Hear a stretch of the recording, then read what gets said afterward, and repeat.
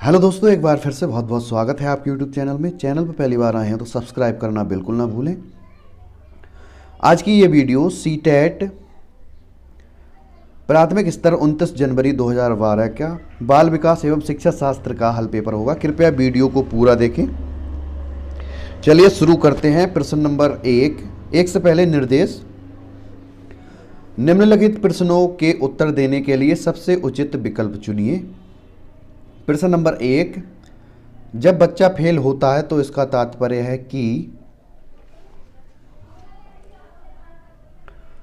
तो सही उत्तर होगा ऑप्शन नंबर सी, व्यवस्था फेल हुई है। यदि छात्र किसी भी प्रकार से मानसिक रोग से पीड़ित नहीं है, अर्थात सामान्य छात्र यदि परीक्षा में फेल हो जाता है तो इसका तात्पर्य यह है कि शिक्षण व्यवस्था फेल हुई। तो सही उत्तर होगा ऑप्शन नंबर सी। अगला प्रश्न, प्रश्न नंबर 2, शिक्षण से अधिगम पर बल देने वाला परिवर्तन हो सकता है। सही उत्तर होगा ऑप्शन नंबर ए, बाल केंद्रित शिक्षा पद्धति अपनाकर। अगला प्रश्न, प्रश्न नंबर 3, बीजों का अंकुरण संकल्पना के शिक्षण में सबसे प्रभावी पद्धति है। सही उत्तर होगा ऑप्शन नंबर ए, विद्यार्थियों द्वारा पौधे के बीज बोना और उसके अंकुरण के चरणों का अवलोकन करना। किसी भी कार्य को यदि प्रयोगात्मक रूप से छात्रों द्वारा करवाकर उसका अध्ययन कराया जाए तो वह सबसे प्रभावशाली होगा। जैसे छात्रों द्वारा पौधे के बीज बोना और उसके अंकुरण के चरणों का अवलोकन करना। तो होगा उत्तर ऑप्शन नंबर ए। अगला प्रश्न, प्रश्न नंबर 4, समावेशी शिक्षा। तो सही उत्तर होगा ऑप्शन नंबर ए, कक्षा में विविधता का उत्सव मनाती है। शिक्षा का समावेशीकरण ये बताता है कि विशेष शैक्षणिक आवश्यकताओं की पूर्ति के लिए एक सामान्य छात्र और एक दिव्यांग छात्र को समान शिक्षा प्राप्ति के अवसर मिलने चाहिए। तो सही उत्तर होगा ऑप्शन नंबर ए। प्रश्न नंबर 5, किस प्रकार के प्रश्नों को वस्तुनिष्ठ प्रश्नों की श्रेणी में रखा जाता है।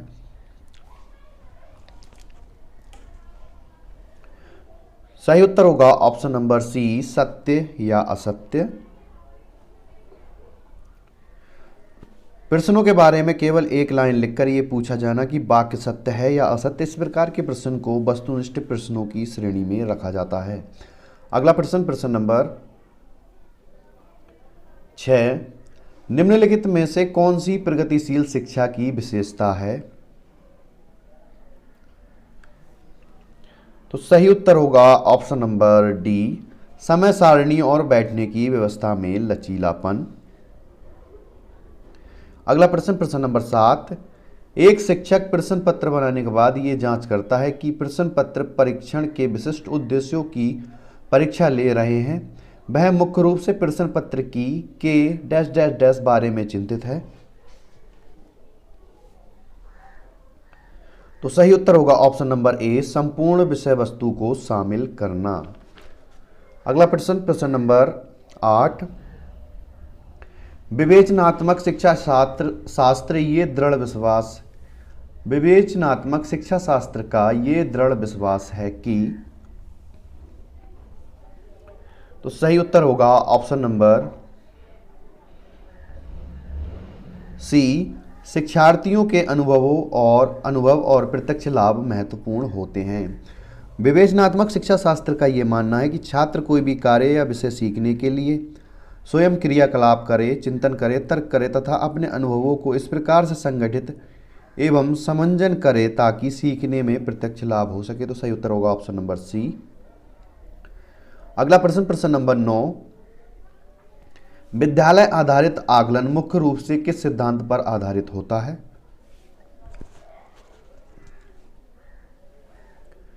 सही उत्तर होगा ऑप्शन नंबर ए, बाह्य परीक्षकों की अपेक्षा शिक्षक अपने शिक्षार्थियों की क्षमताओं को बेहतर जानते हैं। अगला प्रश्न, प्रश्न नंबर 10, शिक्षार्थी व्यक्तिगत भिन्नता प्रदर्शित करते हैं अतः शिक्षक को।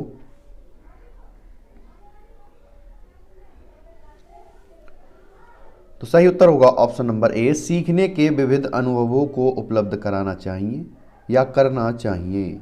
तो सही उत्तर होगा ऑप्शन नंबर ए। अगला प्रश्न, प्रश्न नंबर 11, निम्नलिखित में से कौन सा विकास का सिद्धांत है?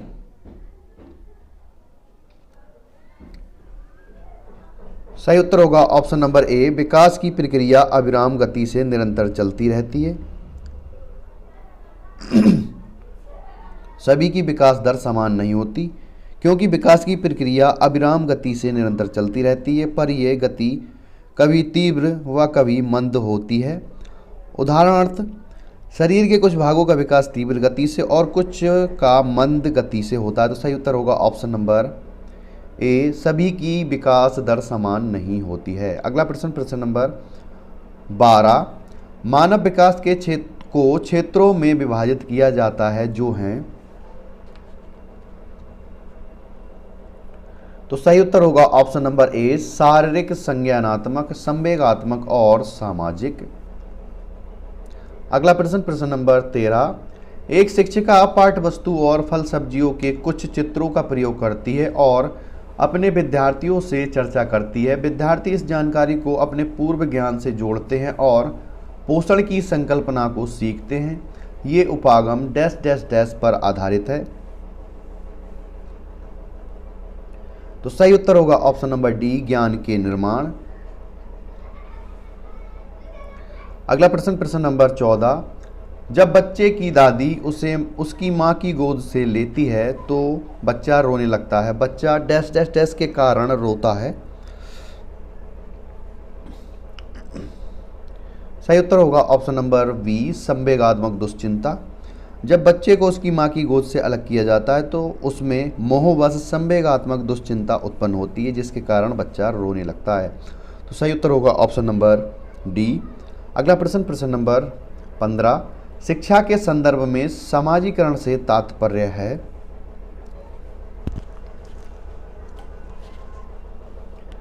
सही उत्तर होगा ऑप्शन नंबर सी, सामाजिक वातावरण में अनुकूल और समायोजन। अगला प्रश्न, प्रश्न नंबर 16, राज्य स्तर की एक एकल गायन प्रतियोगिता के लिए विद्यार्थियों को तैयार करते समय एक विद्यालय लड़कियों को वरीयता देता है। ये दर्शाता है। तो सही उत्तर होगा ऑप्शन नंबर डी, लैंगिक पूर्वाग्रह। जब किसी संस्था या कक्षा में लिंग के आधार पर किसी एक वर्ग को वरीयता दी जाती है तो इस प्रक्रिया को लैंगिक पूर्वाग्रह के नाम से जाना जाता है। अगला प्रश्न, प्रश्न नंबर 17, वाइगोत्स्की बच्चों के सीखने में निम्नलिखित में से किस कारक की महत्वपूर्ण भूमिका पर बल देते हैं? सही उत्तर होगा ऑप्शन नंबर डी, सामाजिक।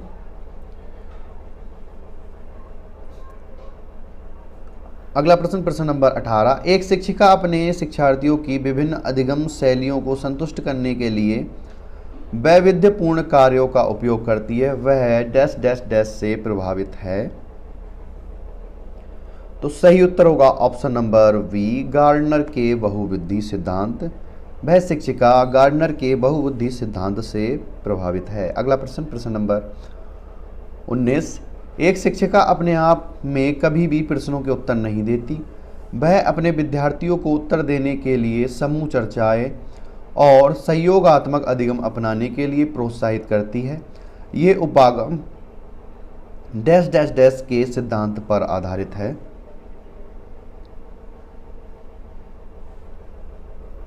ऑप्शन है, तो इसका सही उत्तर होगा ऑप्शन नंबर डी, सक्रिय भागीदारिता। सक्रिय भागीदारिता। यदि शिक्षिका अपने आप में कभी भी प्रश्नों का उत्तर नहीं देती और ये अपने विद्यार्थी को उत्तर देने के लिए समूह चर्चाएं और सहयोगात्मक अधिगम अपनाने के लिए प्रोत्साहित करती है, तो ये उपागम सक्रिय भागीदारिता के सिद्धांत पर आधारित। तो सही उत्तर होगा ऑप्शन नंबर डी। अगला प्रश्न, प्रश्न नंबर 20, निम्नलिखित में से कौन सा शिक्षक से संबंधित अधिगम को प्रभावित करने वाला कारक है? तो सही उत्तर होगा ऑप्शन नंबर डी, विषय वस्तु में प्रवीणता। शिक्षण प्रक्रिया में जब शिक्षक अपने विषय में प्रवीण होता है तो वह शिक्षण को अधिक प्रभावी बना सकता है। तो सही उत्तर होगा ऑप्शन नंबर डी। अगला प्रश्न, प्रश्न नंबर 21, कोल्सबर्ग के अनुसार शिक्षक बच्चों में नैतिक मूल्यों का विकास कर सकता है।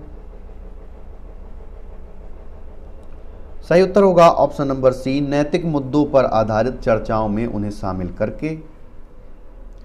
अगला प्रश्न, प्रश्न नंबर 22, छोटे शिक्षार्थियों को कक्षा कक्ष में समवयस्कों के साथ अंतःक्रिया करने के लिए प्रोत्साहित करना चाहिए, जिससे।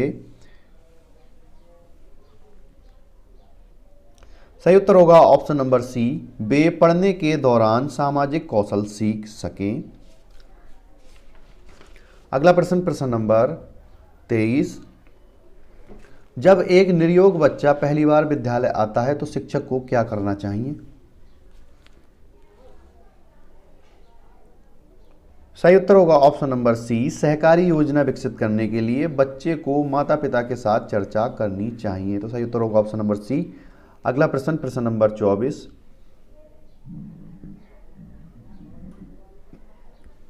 पियाजे के संज्ञानात्मक विकास के चरणों के अनुसार इंद्रिय गामक संवेदी प्रेरक अवस्था किसके साथ संबंधित है। सही उत्तर होगा ऑप्शन नंबर ए, अनुकरण, स्मृति और मानसिक निरूपण। अगला प्रश्न, प्रश्न नंबर 25, मानव व्यक्तित्व परिणाम है, अर्थात मानव व्यक्तित्व इनमें से किसका परिणाम है। तो इसका सही उत्तर होगा ऑप्शन नंबर बी, आनुवांशिकता और वातावरण की अंतःक्रिया का। अगला प्रश्न, प्रश्न नंबर 26, शिक्षण अधिगम प्रक्रिया में व्यक्तिगत रूप से ध्यान देना महत्वपूर्ण है क्योंकि। तो सही उत्तर होगा ऑप्शन नंबर डी, बच्चों की विकास दर भिन्न होती है और वे भिन्न तरीकों से सीख सकते हैं। तो सही उत्तर होगा ऑप्शन नंबर डी। अगला प्रश्न, प्रश्न नंबर 27, निम्नलिखित में से कौन सी समस्या समाधान की वैज्ञानिक पद्धति का प्रथम या पहला चरण है। तो सही उत्तर होगा ऑप्शन नंबर बी, समस्या के प्रति जागरूकता। किसी भी प्रकार की समस्या समाधान का पहला चरण समस्या के बारे में जानना होता है। इसे वैज्ञानिक भाषा में समस्या के प्रति जागरूकता के नाम से जाना जाता है। इसी को नैदानिक शिक्षा भी कहा जाता है। तो सही उत्तर होगा ऑप्शन नंबर बी। अगला प्रश्न, प्रश्न नंबर 28, निम्नलिखित में से कौन सा सीखने का क्षेत्र है। सही उत्तर होगा ऑप्शन नंबर बी, भावात्मक। भावात्मक का तात्पर्य है कि मनोवृत्ति वस्तु के प्रति व्यक्ति में उत्पन्न सकारात्मक भाव यानी सुखद भाव जो अधिगम को सुगम बनाते हैं। तो सही उत्तर होगा ऑप्शन नंबर बी, भावात्मक। अगला प्रश्न, प्रश्न नंबर 29, जब बच्चा कार्य करते हुए ऊबने लगता है तो यह इस बात का संकेत है कि। तो सही उत्तर होगा ऑप्शन नंबर ए, संभवतः कार्य यांत्रिक रूप से बार बार हो रहा है। जब बच्चा किसी कार्य को लगातार करता है तो कुछ समय बाद उस काम में रुचि खत्म हो जाती है, जिससे बच्चा ऊबने लगता है, जिसका आशय है कि कार्य यांत्रिक रूप से बार बार हो रहा है। तो सही उत्तर होगा ऑप्शन नंबर ए। अगला और लास्ट प्रश्न, प्रश्न नंबर 30, प्रायः शिक्षार्थियों की त्रुटियां डैश डैश डैश की ओर संकेत करती हैं, अर्थात किसकी ओर संकेत करती हैं। तो सही उत्तर होगा ऑप्शन नंबर ए, वे कैसे सीखते हैं। प्रायः शिक्षार्थियों की त्रुटियां वे कैसे सीखते हैं की ओर संकेत करती हैं। Thanks for watching and subscribe my channel.